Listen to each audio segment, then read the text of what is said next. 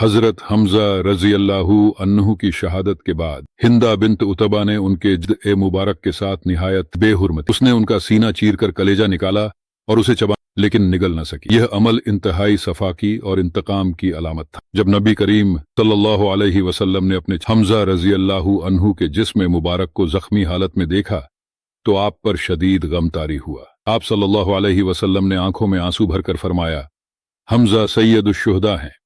आप सल्लल्लाहु अलैहि वसल्लम इस मौके पर मुसलमानों को नसीहत की कि किसी भी जंग में दुश्मन के साथ इस तरह की बेहुरमती न करें, क्योंकि इस्लाम रहमत और नबी करीम सल्लल्लाहु अलैहि वसल्लम ने खुद हजरत हमजा रजी अल्लाह अन्हु की तदफीन का इंतजाम किया।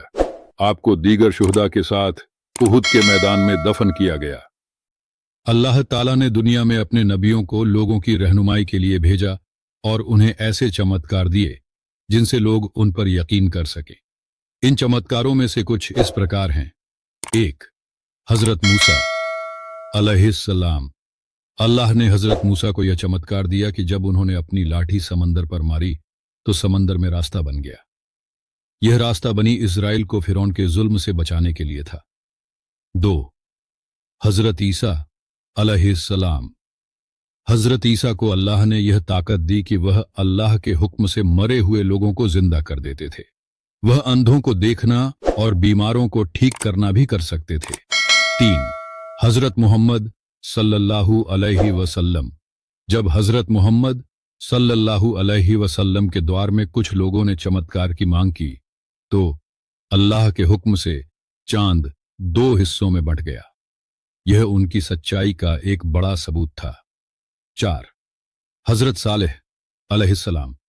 हजरत सालेह को यह चमत्कार दिया गया कि पहाड़ से एक जिंदा ऊंटनी निकल आई। यह उनकी कौम के लिए अल्लाह की तरफ से एक निशानी थी।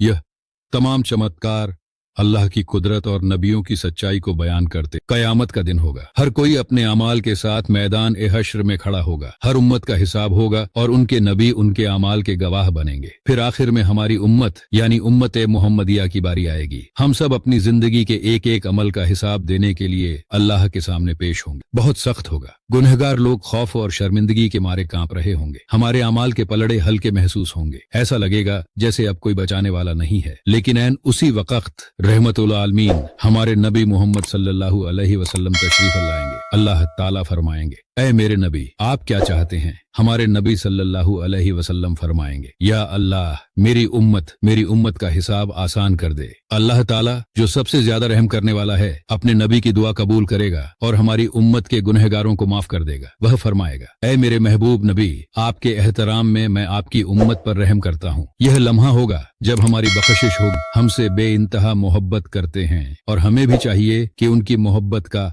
हक अदा करें। कुरान मजीद में 5 ऐसे गुनाह जिनसे अल्लाह ने सख्ती से मना फरमाया है। 1. शिर्क, अल्लाह के साथ किसी को शरीक ठहराना। अल्लाह ताला फरमाता है, बेशक अल्लाह इस बात को नहीं बख्शेगा कि उसके साथ शरीक ठहराया जाए और इसके अलावा जिसे चाहे बख्श दे। सूरह अन-निसा 48। 2. कत्ल नाहका, किसी बेकसूर को कत्ल करना और किसी जान को नाहका कत्ल न करो जिसे अल्लाह ने हराम किया है। सूरह अल-इसरा 33। 3.